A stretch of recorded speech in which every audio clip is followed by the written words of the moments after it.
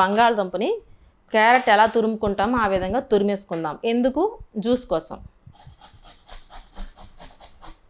తురుముకున్నాం కాబట్టి చూడండి. ఇప్పుడు మనకి ఒక ఫిల్టర్తో ఈ విధంగా వడకట్టుకోవాలన్నమాట. సో వడకట్టిన జ్యూస్ మనకి ఎంత రావాలి? 1 టేబుల్ స్పూన్ సరిపోతుంది, ఓకేనా?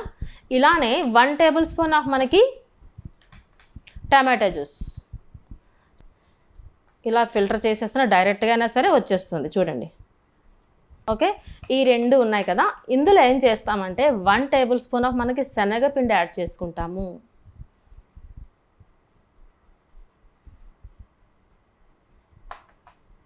ఓకే, సో ఇప్పుడు ఏం చేస్తామంటే బ్రష్ ఉంటే బ్రష్, లేదంటే మనకి ఫింగర్స్తో కానీ లేదంటే స్పూన్తో కూడా మనం మిక్స్ చేసుకుందాం.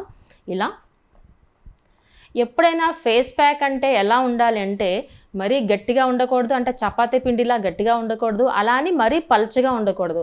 గట్టిగా ఉంటే ఏమవుతుందంటే మనం అప్లై చేసిన వెంటనే పడిపోతుంది. సో అలా అని పల్చగా ఉంటే జారిపోతుంది. కాబట్టి మన కన్సిస్టెన్సీ ఎలా ఉండాలంటే స్కిన్కి అంటుకునే విధంగా ఉండాలన్నమాట. ఓకే, ఇప్పుడు చూసారా ప్యాక్ మీకు అర్థమైందా? కన్సిస్టెన్సీ ఎలా ఉండాలనేది చూసారా? ఈ విధంగా ఉంటుంది. సో ఫస్ట్ మనం ఏం చేసుకున్నాము? పొటాటో జ్యూస్ చేసుకున్నాము, అలానే టమాటా చేసుకున్నాం కదా జ్యూసెస్. ఈ 2 మిక్స్ చేసుకున్న లిక్విడ్ ఉంది కదా, ఫస్ట్ మసాజ్ ఇంపార్టెంట్ అని చెప్పాను కదా. ఇప్పుడు ఈ లిక్విడ్ని మన ఫింగర్ టిప్స్తో ఈ విధంగా డిప్ చేసుకుని జస్ట్ పిగ్మెంటేషన్ ఎక్కడ మోస్ట్లీ పీపుల్స్ మనకి ఈ చీక్స్ మీద ఉంటుంది అన్నమాట. సమ్ టైమ్స్ అప్పర్ లిప్ మీద ఉంటుంది, సమ్ టైమ్స్ మనకి ఫోర్ హెడ్ మీద ఐబ్రోస్ దగ్గర కూడా ఉంటుంది. కాబట్టి నాకు తెలిసి చాలామందికి నేను అబ్జర్వ్ చేసింది ఏంటి అంటే చీక్స్ మీద ఎక్కువగా ఉంటుంది. సో ఈ 2 రకాల జ్యూసెస్ ఉన్నాయి కదా, ఈ రెండింటిని ఫింగర్ టిప్ ఇలా ఫింగర్స్ని డిప్ చేసుకుని ఈ విధంగా సర్క్యులర్ మసాజ్ చేద్దాం అప్వర్డ్ డైరెక్షన్లో. చూడండి, ఇది డైరెక్షన్ అప్వర్డ్ డైరెక్షన్, ఇది డౌన్వర్డ్ డైరెక్షన్.